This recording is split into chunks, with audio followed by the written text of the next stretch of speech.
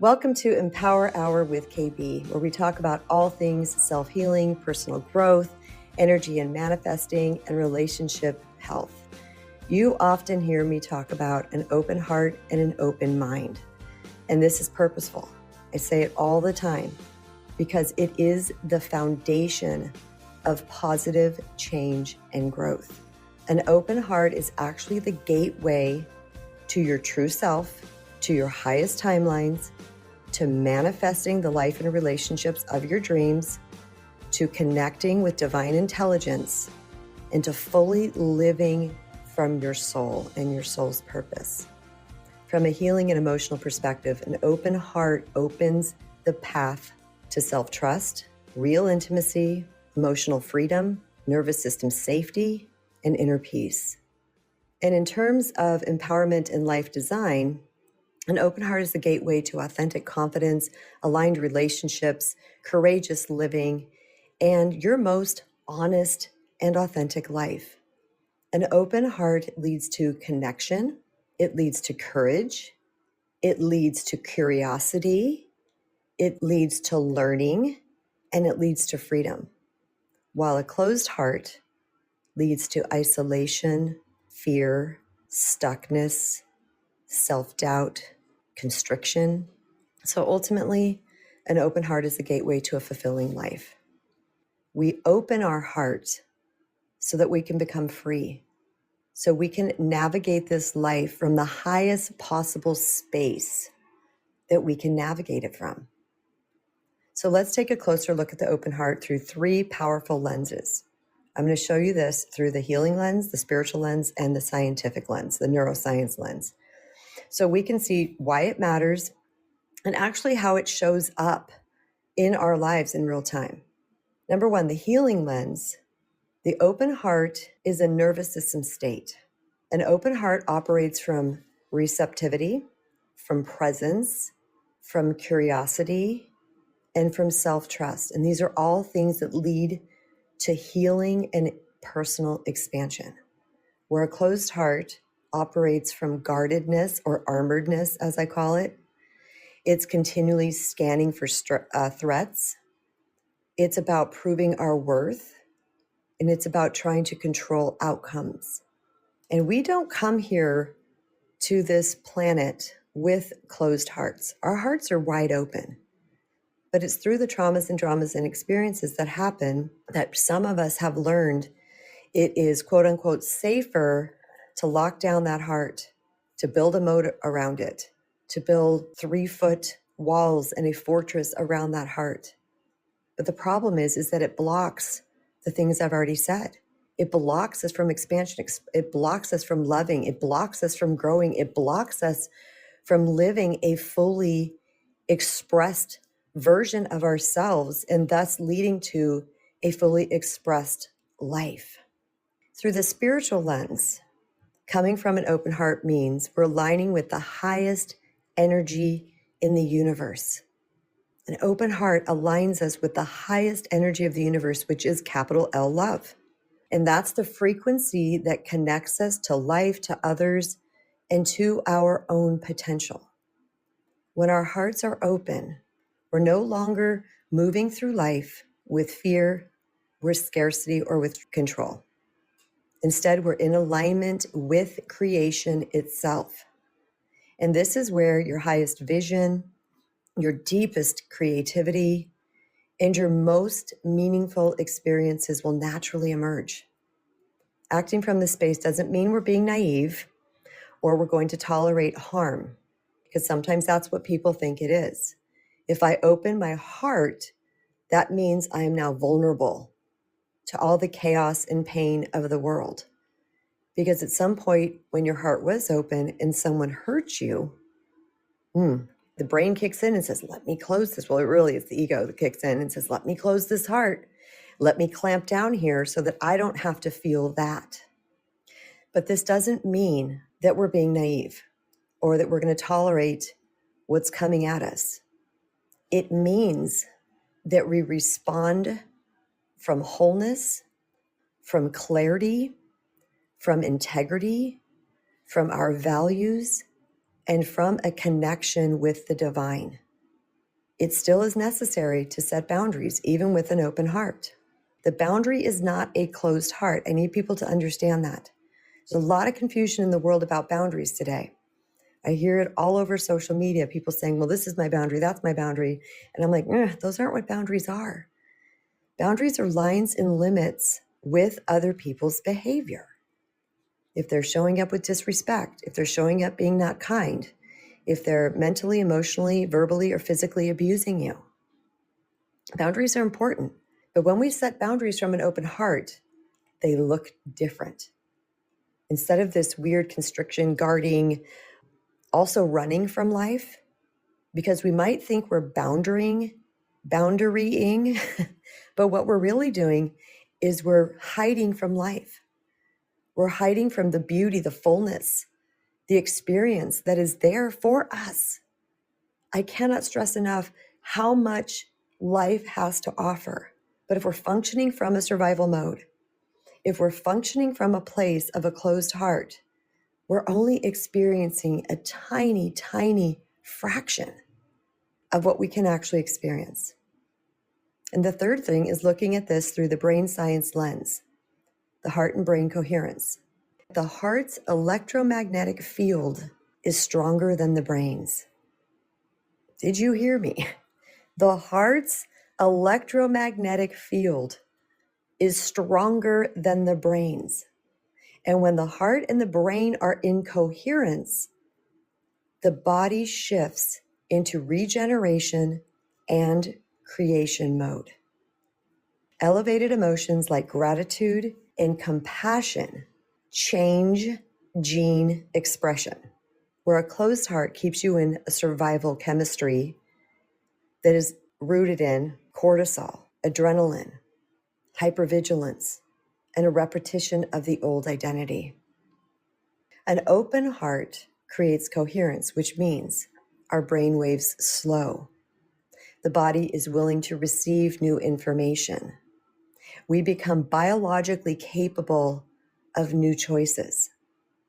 We cannot create a new life with the same old emotional signature of our past. And when we open our heart, we change that signature. Boy, I'm seeing a lot of emojis going up. Right on, you guys. I'm so glad that you're picking up what I'm throwing down today. Welcome, Karim. Thank you for joining, guys. Kristen. Hi there. Your usuals on.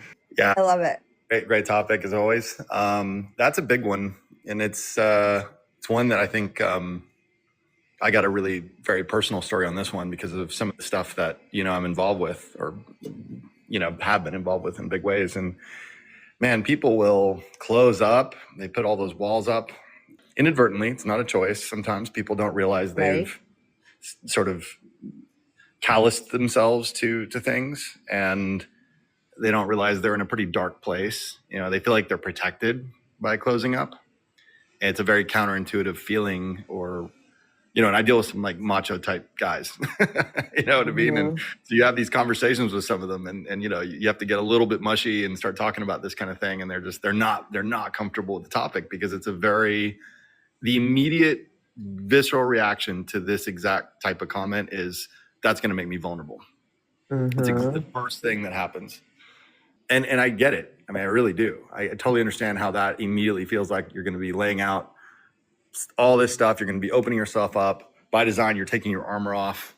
All this sort of notional idea that you're exposing yourself to the elements or to someone's harshness or risk or whatever. And that's kind of, especially if you're especially in today's world with all of the sort of the way the world's kind of been tuned in to be attacking and judging and all that. So being open and having that open heart, to your point, is a challenge for a lot of people. One of the interesting ways that I think I've seen people find a way through it, and I'll include myself in the mix, is it's tied to our previous talks at times where it's about taking a bit of a risk, going out of your comfort zone to do it, and surprising yourself about how it's not a vulnerability, it's actually a strength. And I know it sounds like just cliche a bit to say it that way, but it really is a very interesting paradigm shift because you don't believe it's a little. Remember Indiana Jones in the Last Crusade movie where he's at that cliff and his dad's like, "You must believe, boy," and he's like, "Take the step out into like off into the cliff, and he steps, and it's actually a bridge, a pathway, but he couldn't see it until he actually stepped on it. And it's a really good parable. It's a really good visual analogy of, it's tied to a bit of faith. I mean, I'm not going down a religious path per se, but it is that. It's a bit of take that leap, get out of the comfort zone, test it. The worst that can happen is that you go back into your shell. And that's essentially what I've had to tell a lot of these guys. I'm like, hey, look, man, I'm not telling you to do anything that's permanent. If you like it, you like it. If you don't, it's not your time, it's not your time, but try it. Go get a puppy. Yeah. Try I it. love this. Karim, I have a question. Yeah. So first, I would love for you to share to anybody who's new here, because we get new people all the time, what it is that you do, because you referred to that in the beginning. And then I would love to know why it's important for you to have these mushy conversations with them. Like, what is it that you're trying to lead them to? Because I think I understand, but I would also like to know where you're coming from with that. Yeah, absolutely. So so for those that don't know, I've been involved in intelligence and sort of special operations type things that harden a lot of these guys up. A lot of the people I've worked with, we do some stuff that's really dark in terms of like pursuit of trafficking and things like that, which is you really see some horrible things, and it really hardens you. And so it's critical for us to have those types of releases at times, because you come back from some of these things and you have to have conversations about it. And sometimes you don't. You just want to sit there and stare at the wall because you don't really know how to internalize it. And the only way to kind of protect yourself is to do exactly what we're talking about now. Because otherwise you kind of go down a dark path. You can not in terms of you close up, because it just seems so bad that you're like, oh my gosh, I could never be vulnerable like that in that way. But it's quite the opposite. Because if you don't go that way, and what's so ironic about it all is that the conviction that we have to go protect the innocent and the weak or the meek is so critical. It's so interesting, because by definition, that would imply that we were opening our hearts up to that. But it actually has the reverse effect in the operation, pulls you out of that ability to feel like you can be open. So that's a big one. And come back, Karim. Yeah, sure. You got 10 seconds left. Go ahead and come back so you can finish that. And I have a follow-up question too. Okay, we're going to bring Karim back up again, because I think this is really important, especially what he's talking about in the quote unquote machismo world, and these guys that are doing like really hard work. You guys, we have to understand this is not easy for these men. Yes, and women who I'm not sure of your teams, but you mostly talk about men. Yeah, big time. And yeah, they're probably the most critical team members that we have, because there's aspects of some of this that we have to have some of the maternal energy there immediately for some of this stuff. It's critical, because sadly, the perpetrators a lot of times are just men. It's the last thing they want to see are a bunch of guys rolling in heavy. Even though we're there to protect, it's terrifying. And so there's got to be aspects that are you need feminine energy. We need something to provide a comfort value. So yeah, and they have even harder jobs, because that instinct kicks in. And my God, they are the most amazing team members we've ever had, because they help us in a huge way. They help us do exactly what you're doing right now. Yeah, is understand how we need to soften, and by softening we get stronger. And that's there are a lot of counterintuitive concepts here, because you're sort of logic tells us, and men, heavy logic, rah, that if you open up, you're exposing yourself. And it's like, yeah, in a physical capacity, but in the way that you're talking about vibrationally, if you don't, that vibration goes low, really low, and it can pull you down, and you become harsh, you become incapacitated. Cold. Yeah, exactly. It destroys your relationships. It destroys your friendships inadvertently, and you don't realize it. I've had some really unfortunate situations where, remember last talk where someone jumps to conclusions about what I might be thinking. That's an effect. That's an effect where they're closed up. They're not willing to take in, an understanding very quickly. They have to be sort of like, whoa, slow down, man. I'm not attacking you. I'm not your enemy. Not everyone is out to get you. I promise, and that's kind of the effect. And I think that closed heart can result in an extremely kind of vacuous sort of, you're alone. You feel very alone when you're closed up, because you're alone in this capsule when you close it up. Right. Yeah. Exactly. And also I'm from a different perspective. If they're experiencing these really harsh scenarios and terrible, sad things, and they don't process through that, that's going to get stored in the body. Absolutely. It suppresses into the body. And then what happens is they're going to end up getting sick. So it's not only their physical world, their relationships and stuff, their body's going to get sick with this. So it's important to constantly move that energy. Yep. Another question I have though, because we've talked about intuition a lot, And I Right. believe we must have an open heart in order to receive our intuition. So in your line of work, Mhm. we've talked about this. I think I know the answer, but for everybody who's listening, is how important is that intuitive aspect? Oh man, that has kept me alive and my team alive more times than I can possibly tell you. And that is the key in more times than I can count than just extremely good, well planned out ops. Like, yes, that's critical. But what gets us in and out of a situation alive is absolutely our guts, our gut instincts, and those things that kind of say, no, not the time.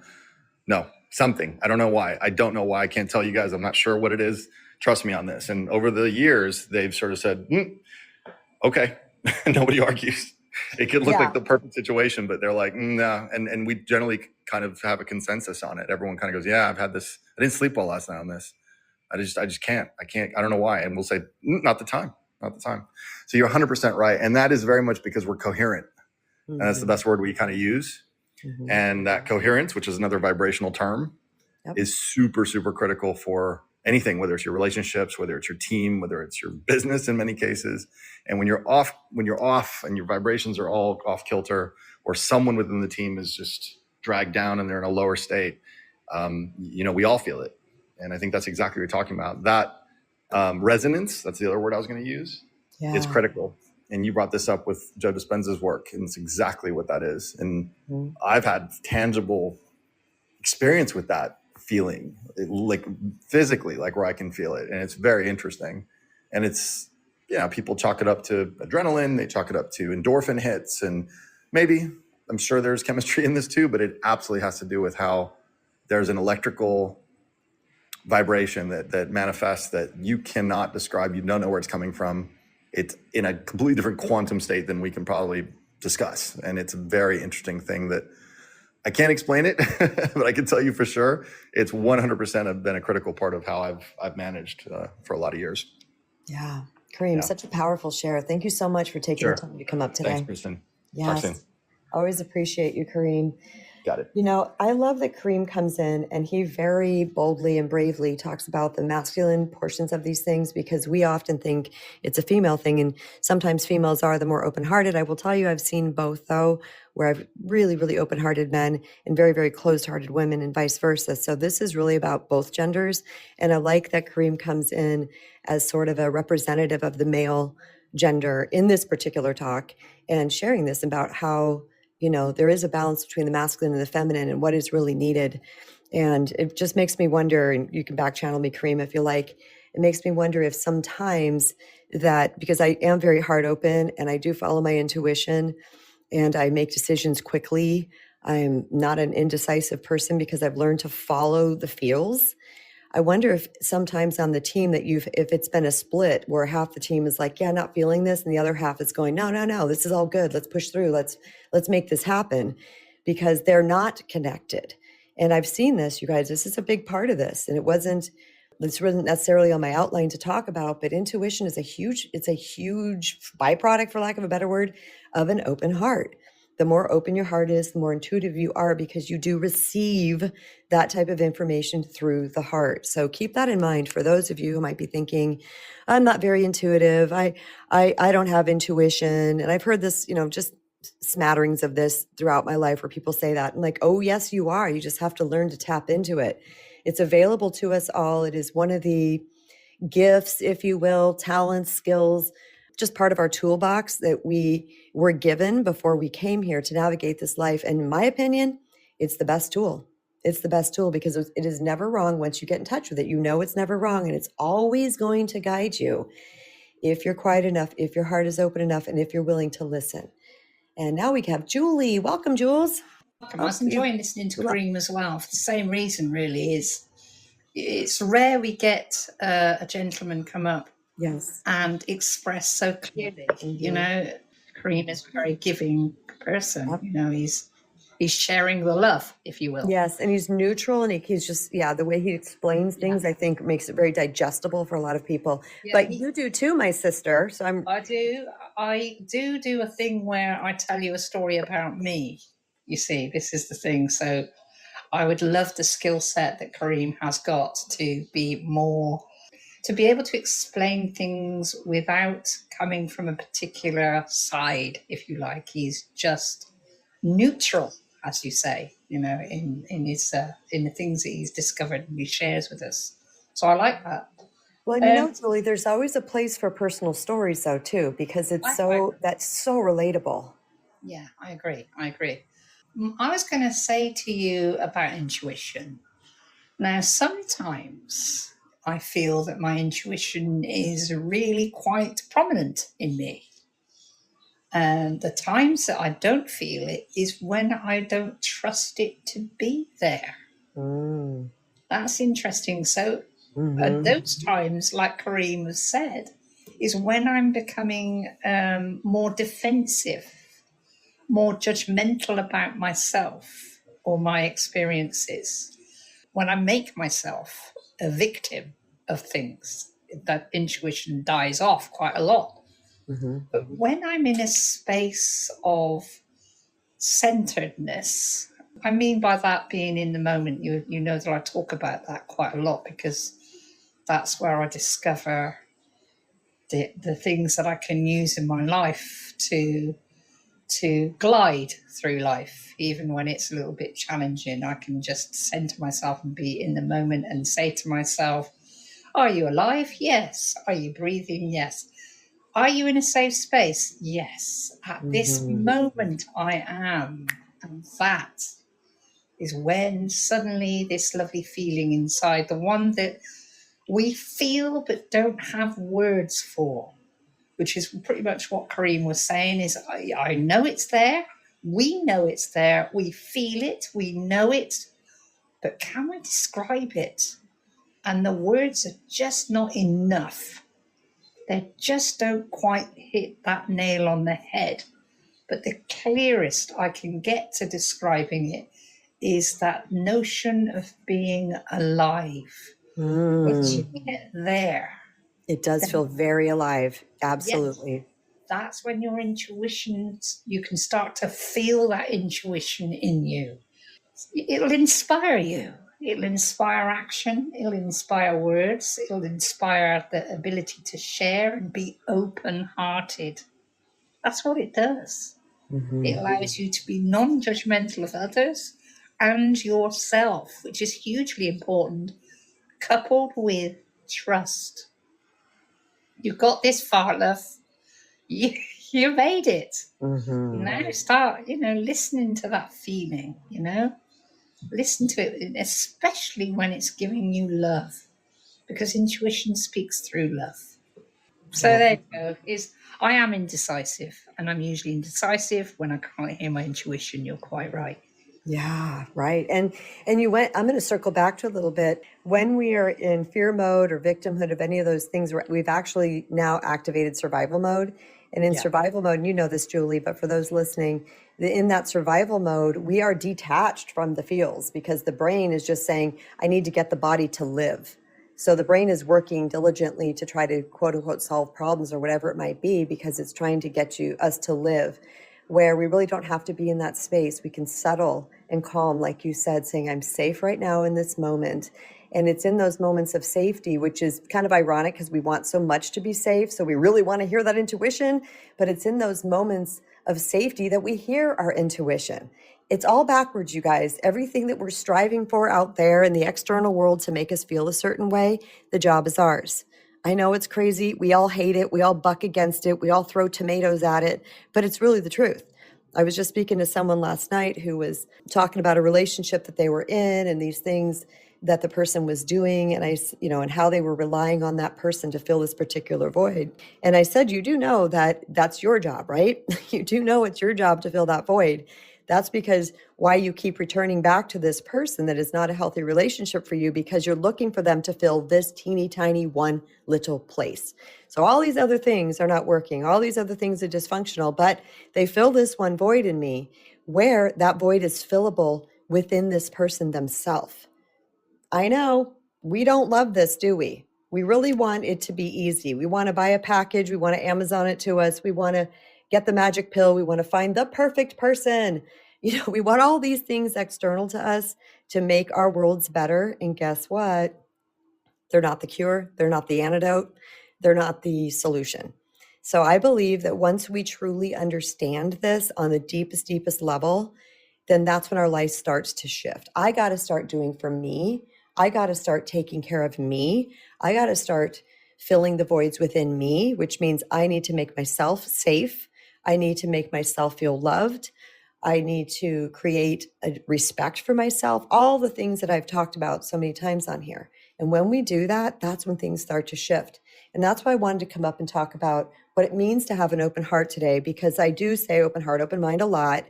And some of you might be thinking, what does that really mean, Kristen? What does it mean to truly have an open heart? Like, can you expand on that? Why, sure. I'm going to expand on that so that you guys can really understand. So it makes sense to you, because information is power. Knowledge is power. Understanding is really the most power.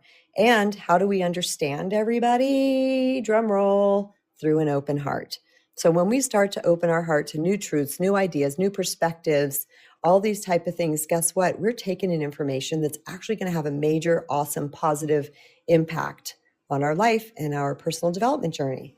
Welcome back, Jules. I enjoyed the part of the story that you were saying about your friend looking for someone to fill this void.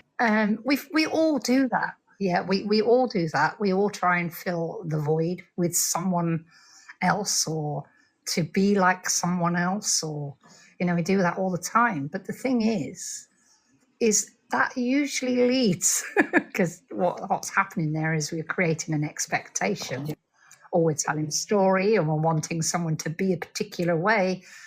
And we all know that doesn't happen. So it creates this thing called disappointment, frustration, and all of those things, those kind of down vibes that we were talking about earlier, which then stop you from being open again.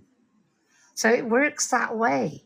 And just below my picture, you'll see a little statement. I changed it from all the glorious things that I'd written before.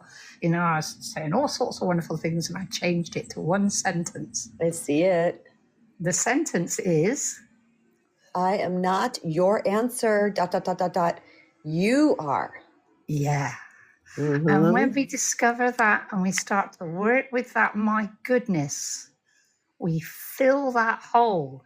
We fill it because we suddenly realize we've got the tools in the box. Suddenly realize we can trust ourselves.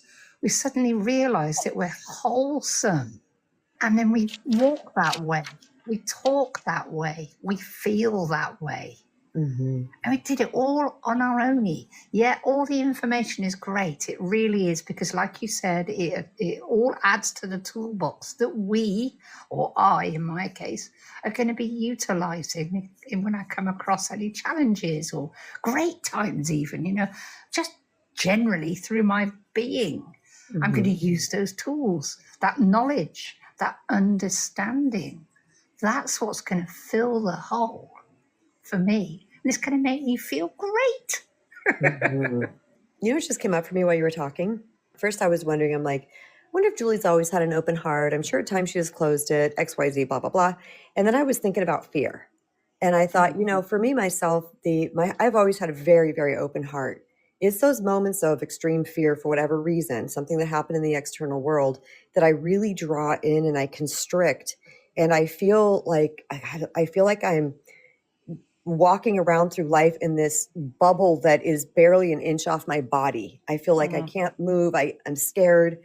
What is that bringing up for you, Julie? And have you ever felt in that space? And what did you do to get out of it? I've had some absolutely awful experiences in my life.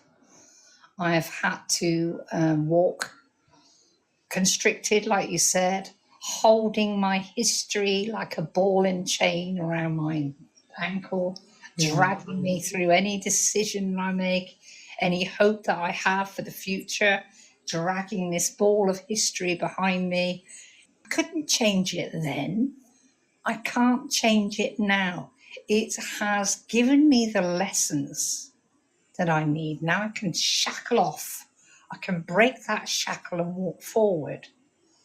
And the way that I say that to myself each day is, I am not the sum of my experience. I am not the sum of my experience. I can glean things from it to help me going forward, but I am not the sum of what's happened to me. I am a soul pure and good as when I was born. And that deserves space, time, a voice, and a good life. So that's why I say I'm not the sum of my experiences. How dare I think that I am? How dare you? How dare me? How dare all of us? I'm breaking free, girl. Amen. Hallelujah. Right on. That is awesome. Thank you so much, Julie. Oh, you guys just delivering as usual. Thank you so much. Oh, we're going to jump into now the signs that your heart is open. And I think this is important because you can just weigh this up against yourself and say, am I functioning from this place? And you can put a little like check mark. Okay, you know what? I'm doing that pretty good. And maybe a little, circle about the areas that you can maybe work on through having an open heart. Because like I said, the open heart is really the gateway. It's the pathway. It's the yellow brick road to living a highly fulfilled life. And it is through connection, through intuition. It is through the energy that the heart resonates out, because the heart does resonate out an energy that depends who you talk to, but I think it's like 3 meters wide or 9 feet, or I don't know exactly. I forget. I forget those small details. My brain does not hold on to details like that, you guys. So I'm always saying something like that. My encouragement to you is go research it yourself. And I would go through Dr. Joe Dispenza or what's my other favorite guy? Forgetting his name, gray-haired guy. Karim, if you're still in here, you know who I'm talking about. I can't believe I'm forgetting his name. I love this man. Anyway, moving on. So you can find that out for yourself. But if we know that the heart makes a resonance and it resonates energy like that, and that can literally change our field, but also, like I said, it can change our gene expression. Oh my gosh. No, Paul, it wasn't Miguel. Dang it. I've quoted this guy so many times. It'll come to me. I see his face. Greg Braden. Took me a minute. Both of them, amazing resources. Go do your research yourself. Go look things up. Make sure it's coming from the true source, though. Lots of AI out there right now.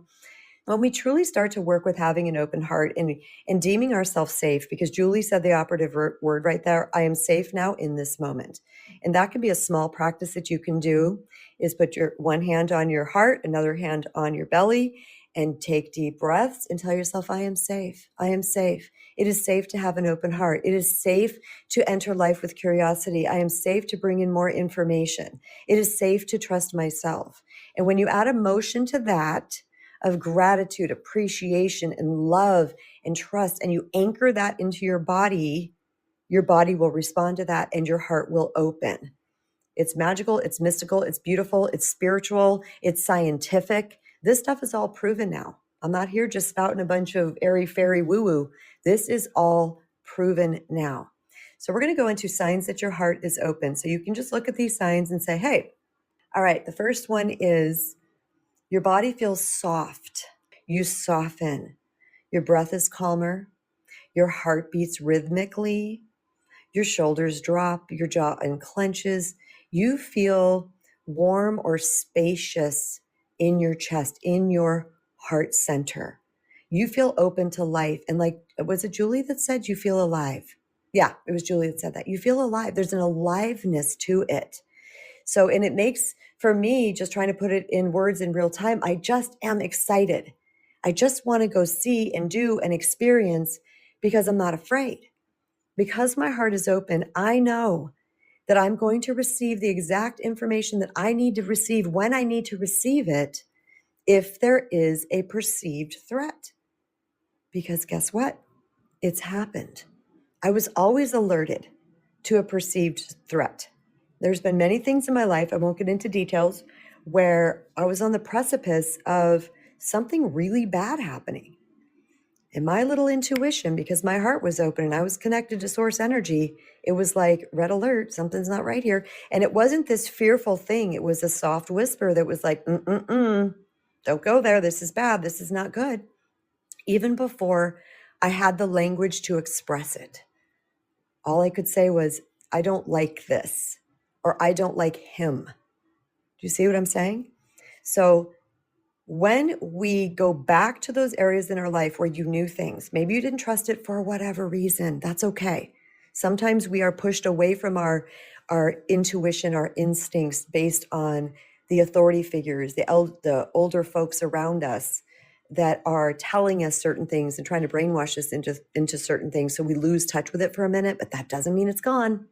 It doesn't mean it's gone. So you can rekindle this. And by the way, you guys, it comes fast because it's there. It's waiting. It's waiting. It's there. It's not like you've got to cultivate this. You've got to make this. All you got to do is open the doors to your heart. When you open the doors to your heart, all that stuff starts happening. And by the way, it's not scary. I need you to understand this. It's not scary. The liberation, the freedom, the strength, the power feels so good. You're like, holy moly, why did I wait so long? Hopefully you're not saying that with judgment, because this is a judgment-free zone. This is a shame-free zone. We don't shame ourselves and judge ourselves here in my stages or anywhere else in my life. If you're in my personal life and I hear you judging you, one of my daughter's friends said something one day about themselves, and my daughter looks at her and just, oh, and she said this sweet and smiling, and it was fun. And her friend is like my daughter, and she goes, oh, you can't say that in front of my mom. And I did. I said, oh my gosh, no. And I said my thing, and it was smiling and laughing, and it was a good thing. But I walked away going, you know what? She heard it from me. She heard it from me. And of course, my delivery and my love and everything that's involved in it, I feel like she heard it for the first time. And it was a really beautiful moment. So the first thing, your body softens, just like Karim spoke of, okay? All those things, you feel spacious, you feel open, you're soft, your body relaxes, your breath is calmer. When I say your heart beats rhythmically, once I learned some things from Dr. Joe Dispenza, and he was talking about heart not beating rhythmically. I thought, why does my heart not beat rhythmically? Oh my gosh. I started paying attention to that. Guess what?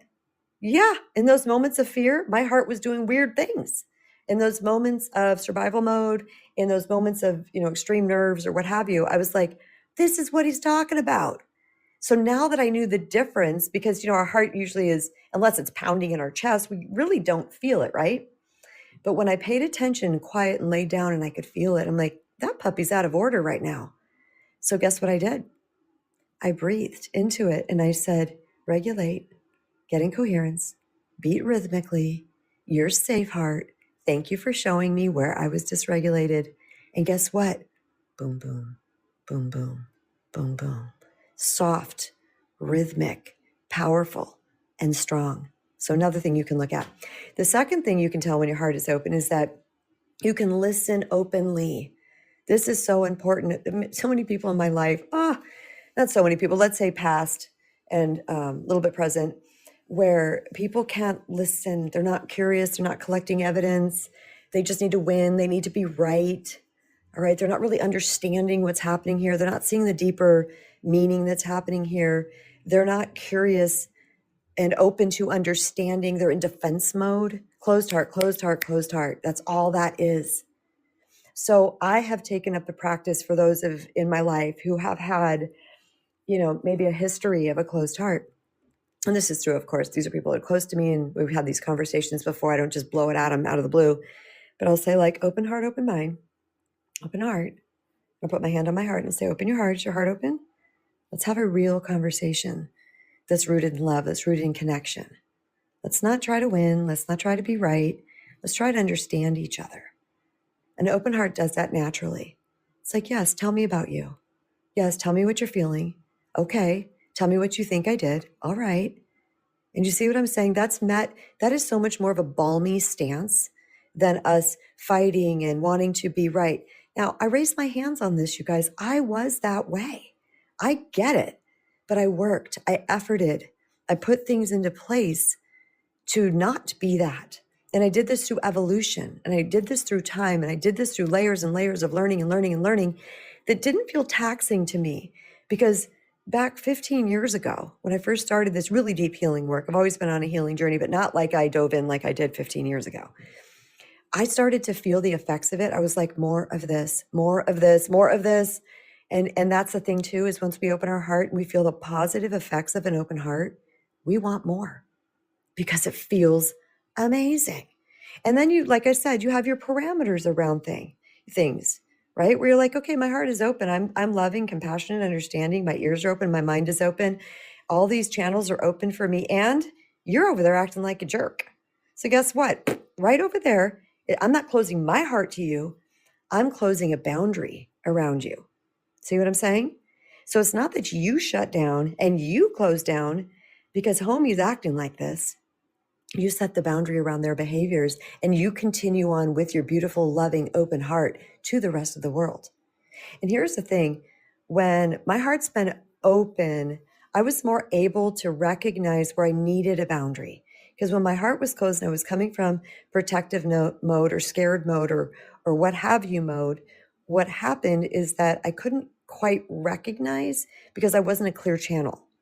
And because I wasn't treating myself well, it was hard for me to recognize truly. I mean, I could see it with my mind. I could watch it. I could like, hey, that's not okay. But because I wasn't treating myself well, it didn't really look any difference. There wasn't a delineation between. So once my heart opened, I'm healing, I'm really taking care of myself, that delineation became clearer. The third thing is that, well, I've just kind of talked about this, your boundaries feel calm and not angry. So that means we can say no without being a jerk, without screaming, without shutting down, without closing the door, without running from people. Because a lot of times people won't say no, they'll just distance themselves, or they'll distract, or they won't answer your question directly, or they do these things that are really just habits and patterns that they put into place. Okay. And this is just, we become very clear with our yeses and our nos because our heart's open. We know the difference. We can tell what's okay, what's not okay. It's very clear to us rather than, oh, I'm scared if I say no, this is going to happen, that's going to happen, they're not going to like me. No, we just are like, no, that's not good for me. Okay. Also, our honesty doesn't feel harsh. Oh, one of the things, and this might be controversial, and I hope you feel through your open heart what I'm about to say. I have watched the most people-pleasing, doormatty, accepting the unacceptable people who have worked with me. And they are getting stronger and they're speaking up and they're saying their truth, all the things that they've said to me through their frustration and confusion. And they're finally starting to say them to the person that they need to be saying them to. Not through harshness, not name calling, no jerkness, okay? But they're finally saying it. And then they come back to me and they say, well, I apologize to them. I'm like, did you hear the skid marks? I'm like, what? And I don't say it like that, but I'm like, why did you apologize? Well, I'm not apologizing for what I said. And I said, well, but did you say it mean? No. Did you say it harsh? No. Did you name call? No. Were you nasty? No. So what they're really doing is apologizing for what they said. They're apologizing for being honest, but they weren't aware of it. They just felt bad because they were truthful. Okay. An open heart says, my truth matters. My experience of you matters. What I'm seeing of you is clear. I don't need to now go get 40 people's opinions to tell me that what you're doing is not okay. I feel it. I know it. And I'm going to bring it to you. And I'm not going to apologize for my honesty, especially when there's patterns of this that have gone on, especially when you use I feel statements, especially when you have put up with so much. You guys, when I could tell you stories upon stories of people who have put up with some ish for decades, for so long, and they've not stood in their power. They just kept trying to morph themselves around the situation based on their lack of self-love and believing that this person was their source in some capacity. But when we start to speak up, it's going to feel very awkward. And when our heart is open, like truly open, and we're really coming from that place, resist the urge, you all, to go apologize for your honesty. That's just your fear. And I'm telling you this from both sides of the fence. I've been on that side because now I feel bad because the homie's feelings are hurt, female or male or whatever. Well, you know what? It's the truth. And I needed to say that truth to take care of myself. And I went and I did the apologies. And once I truly loved myself, once I truly sat in that, and this is not arrogance, this is not selfishness, okay? I am not that way, period. But once I truly sat in that, I realized there was no apology to be said. This was their baggage that they gave to me, and I handed it back. What's that statement that says something like, if you don't want to be called out on your stuff, or you don't want people to talk negative about you negatively, then don't do the thing, right? People get so upset when you say something that they did, but you're like, homie, you did it, not me, not me. So people don't like it handed back to them because, oh boy, there's a huge flashlight looking at them, pointing it out, and they don't want to hear it. They don't want to hear it, but that doesn't mean it's your apology. This is why I always say an open heart, is required for this, to come from a place of love of yourself and of them. You understand? When we come from a place of love of ourselves and a love of them, we are more likely to deliver in a way that we're not going to feel regretful about. Okay? So also this means, an open heart means that we protect ourselves without closing down. And it means we set boundaries with respect. We speak to people with respect about their experience. I love having had this practice because I have a lot of people in my life. I have in my family and my kids and everybody else. And there's all kinds of levels of healing, they're kids and they're growing, and there's moods and there's stuff and there's a husband and there's all these things. And I have practiced over and over again, how do I state things that I'm grounded in my truth, I'm grounded in my honesty, I'm grounded in my worth, and that I'm not going to feel like I need to apologize for later. It takes practice, you guys, okay? The next thing that your heart is open is that you respond instead of react.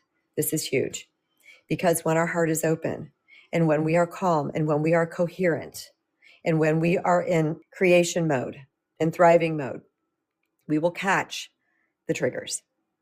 Okay, we have triggers. What are triggers?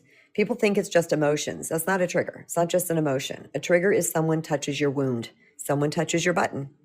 The full truth about triggers is it's not other people to tiptoe around our wound. It's our job to heal the wound. It's the fact that the wound is there in the first place. All right? Because if it's not there, no one's touching it. Trust me, both sides of the fence on this one. I was triggered this, trigger that, everywhere, trigger. Nowadays, I don't get triggered because I worked on healing that. And staying in that open-hearted, calm, healing space allows me to be able to show up in a healthier way. I will say there are times I'm compromised. There's times I'm going through something. There's times I've had fear that day. There's times that I'm tired. That's a biggie for me, you guys. Tired. That's why my sleep is my holy grail. It truly is. But, really working on all these things congruently can really help us show up in a better way. So we respond instead of react. We create a pause between the trigger and our reaction. That small little pause gives us a moment. We choose our words, and we're not feeling like we're hijacked by the stories of our past. And basically, we're living in safety and not survival. And the next thing, number 5, is you see the human before the behavior. Listen closely to this. This is, we all are dealing with all kinds of personalities, all kinds of levels of wounding, all different levels of healing or not healing.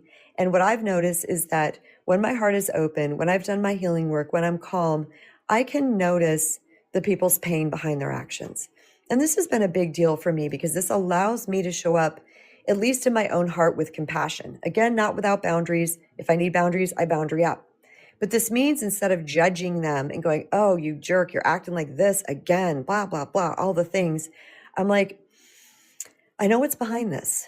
I know this was a wound that I didn't create. I know this came before me, or it came from somebody else, depending on the person I'm talking about. And I notice that there's pain, and that allows me to show up in the relationship with compassion. I've showed up with judgment. I've showed up with anger. I've showed up with resentment, frustration up the yin. I've sat there exasperated, just beside myself. I hated all those feelings. It got us nowhere. Non-productive AF. Nothing's happening. So, me, how can I up-level? How can I change, shift, grow, morph, evolve myself to show up differently in this situation? One of the things, I started noticing the pain. And noticing the pain and understanding that this person right now is literally kicking and screaming for their life.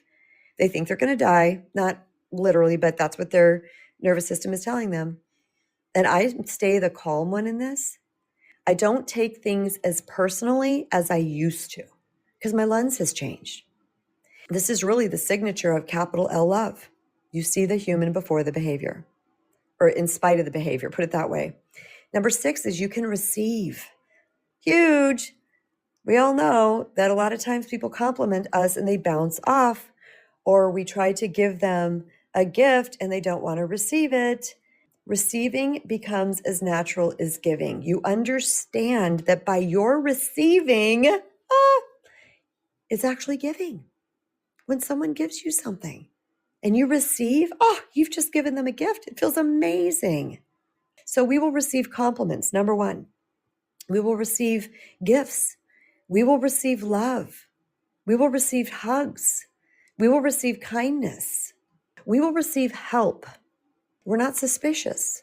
We don't think there's a motive because our heart can tell the difference. That's another reason we want to have an open heart, is because the heart feels manipulation, you guys. You know it. You've been manipulated and you know when someone's doing it.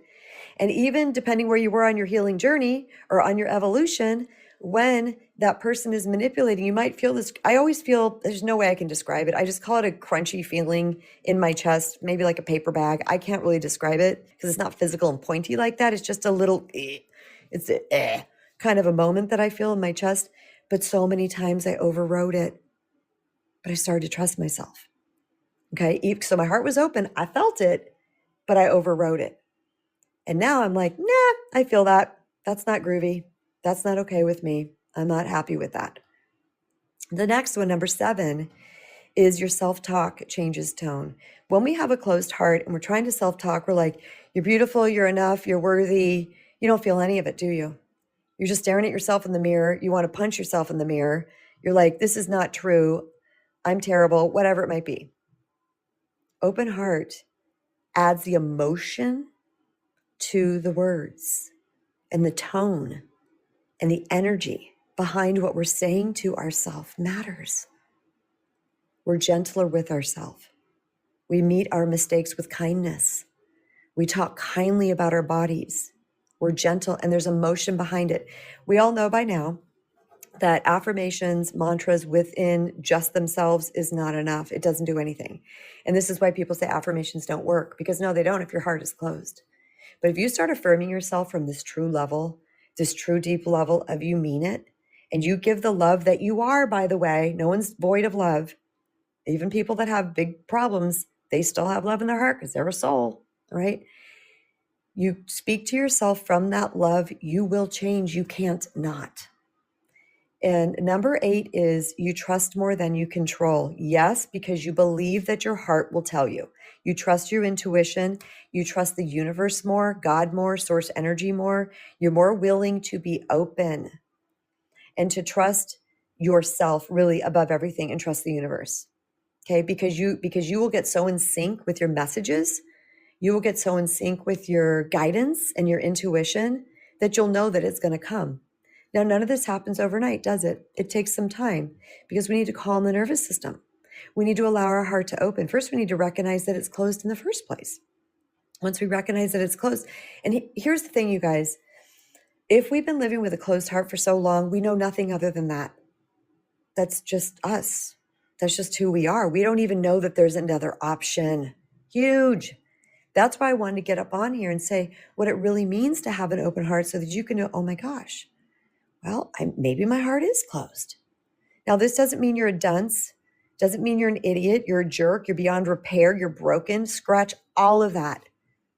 It means you're a work in progress. You're taking information and you're learning as you are capable to receiving the information. Don't judge yourself. That's closed heart. That's negative. That's ego-based. That's lower self-based. The next one is joy returns to the small things. I have one more and then I'll bring up my guest. Joy returns to the small things. Beauty catches your attention. Gratitude arises without forcing it. You feel present in everyday moments. This is so true. You guys know who follow me on social media. I don't really take pictures. We're having these family gatherings and they're just beyond beautiful. Just beautiful. The narrative in the family chat based on this weekend moving my daughter and the cats, Ollie changing households and all the pictures we're sending and where Beans is sleeping now and how Ollie's doing this over here. It's so beautiful. I'm so great. I fell asleep last night in so much gratitude. So much gratitude. But I didn't take a bunch of pictures. I don't think I took one photo while we were moving.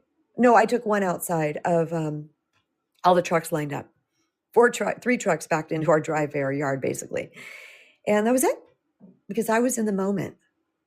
Beauty catches your attention. It's one of the things my husband loves about me. He will point that stuff when I do that. He goes, "You're so cute. That's so funny. You do that all the time. You're this, you're that." He loves that about me, but that's my open heart that he's connecting to. He's like, "I really like that." And I give him permission to open his heart.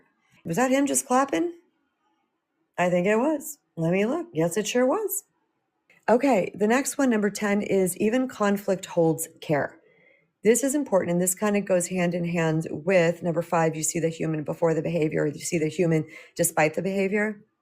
And this means you can stay kind even while disagreeing.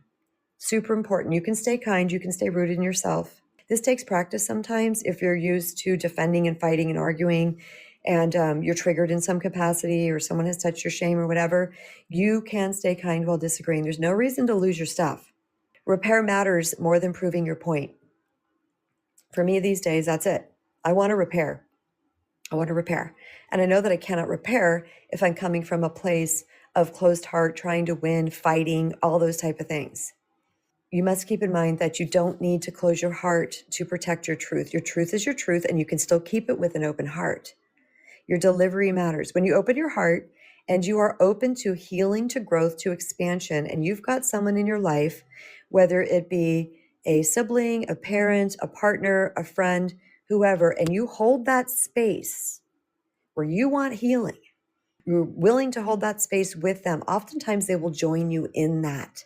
But again, you're dealing with a whole separate person with all their traumas and dramas and experiences and things that they've had. So that is what you're working with. So again, all this takes time. It's an unraveling, it's a growing, it's an expansion, it's an unlearning and a relearning. Welcome, Truth. Thank you for joining me. Us. I'm sorry, I always say me. Definitely. Yeah, it's interesting that one of the last things you said about pictures, I realized like I really take so many less pictures since I've been living through my heart, because I am living in the moment. I have to like be like, oh yeah, I'm supposed to like take a picture and document this moment. That's so funny. That's what I say too. I'm like, oh, I have to take photos. Yeah. And this is, like obviously like my wounds send me into the default of closing my heart off when things get hard or scary or challenging or any of that. And that's how I lived for a super long time. Was like, I wasn't completely closed off, but it was like there was a gatekeeper there, and like, you had to be vetted to get in. That's a great way to say it. I'm glad you're bringing that angle to this, because that does a really more complete picture. Because yeah, sometimes it's just here and there. Sometimes it's just gatekeeping, and sometimes it's open all the time. Sometimes it's a little bit closed. So thank you for that nuance. I definitely am constantly working on trying to like notice when I'm shutting down, when it isn't an appropriate time. And also because I'm highly sensitive, you know this too, sometimes you have to shut down to protect your energy. When there's like a lot of stuff going on in the outside world, when there's a lot of chaos, sometimes, or for me at least, it's like I have not gotten to a level where I can pick and choose when I'm blocking energy off. I guess it's like, it's a little bit more like absolute for me at this point. But one thing that I do try to do is like, I have a couple of different like quick and easy meditations that I can do, where it doesn't have to be like, let me go sit down and like meditate for this like period of time on this. It's like something that I can do like actively when I'm realizing I'm in a situation where I'm starting to shut down, but maybe I do want to stay open. One of them, there's like a technical name for it, and this is just kind of like my own version of it, but it's like I think they call it maybe like a lion heart meditation or something like that. But it's just like where you visualize your heart opening up and like sending light to everyone around you, or to the person that's making you uncomfortable, or to whatever it is. And really like you can, or I do it anywhere. Like I'll just like, take a moment and just like vision that like light coming out, and just like, I'll usually like put my shoulders back and get a little bit more into like a firmer stance, and then just like vision the love just coming out from me. And I find that it definitely softens me after I stop. Excellent like, tool. Yeah, it's really, for me, it's one of my favorites when I'm in that moment of like feeling the like regression and being like, no, wait, let me change this right now. And then another one is the loving kindness meditation, which there are like so many different versions of that. But like when I feel myself shutting down, especially if I'm having like friction with someone else, I feel like this is a good one because it's like, then I can take that person and be like, may you be safe, may you be happy, may you be healthy, may you live a life of ease. And just like, or pick whatever. Those are like 4 suggested ones, but like you can choose anything that feels right, anything that calls you. And it doesn't have to be just 4. It can be more than that, or it can be less than that. But like for me, I find that that really helps. And if I'm struggling with like truly feeling that for the person that I'm having the friction with, like the recommendation is to start with someone that you do love a lot, like a partner or a child or a parent or something like that. Just someone that all that love really exists, so you can like feel it with them, and then maybe work to an acquaintance, and then maybe work to the person that you're having friction with. But those are my favorite tools to just help me open my heart in real time. That's awesome. Thank you so much for that, Truth. I think that was really helpful to a lot of people. And I'm going to try, what's the 4th thing of the loving kindness? Happy, healthy, life of ease. What's the last one? Safe, happy, healthy life of ease. Perfect. Yep. Thank you so much, Truth. Bye. Excellent share. Yes, and that's what I wanted to leave you guys with today is just some tips. And so Truth came in just so purposely and on time with sharing her practices, because this is a practice, guys. Just understand it's a practice. Don't beat yourself up. Don't judge yourself. Don't try to make it anything different than it is. It's a practice, okay? We're all practicing certain things. But the thing is that we can train ourselves to eventually start to see through that lens. How quickly that happens for you is going to be different for everybody. And sometimes we might spend a lifetime doing this. But again, no judgment, compassion, acceptance, and grace, always, always. So the 2 that Truth listed, which is what she thinks is called a Lionheart open meditation, and also the loving kindness meditation. Also, you can go onto YouTube. There's apps. There's, oh my gosh, just look for meditations to open my heart, meditations for grounded safety, whatever it might be that appeals to you. Vet your meditation people. Does it feel good? Does it make you calm? Are you getting something good from it? Is the music calming or is it irritable? Do you like the person's voice? All those things matter. Don't be afraid to try something different if this doesn't resonate. Sometimes I put on my binaural beats and I'm listening to one and I'm like, oh, this doesn't do it for me. So just flip out of it and go find a different one. Okay, give yourself permission, always, always. There's also the hand on the heart. And you can do one hand over the other on your heart. You can put one hand on your heart, one hand right over your belly button. And you can breathe in and breathe out. I am safe. It is safe to open my heart. I choose to leave with love. I am safe to open my heart. I can release these protective walls, whatever it might be. And you can also use things like tapping, which is emotional freedom technique, and just use a heart opening script.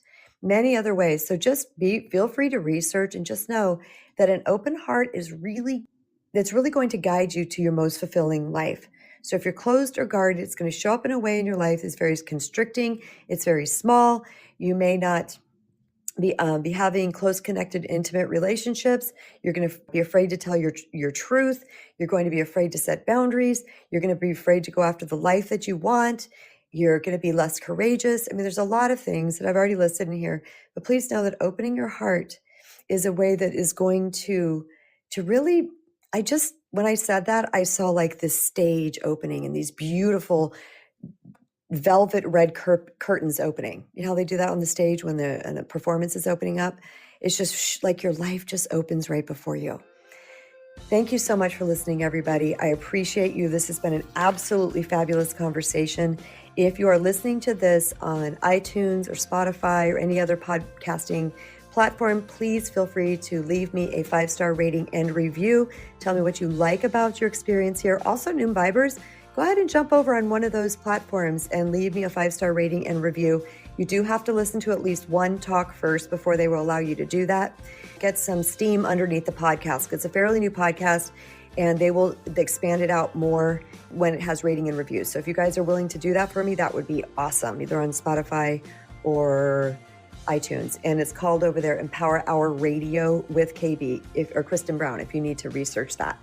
But thank you so much, everybody. I love you. I appreciate you. And until next time, remember, you matter.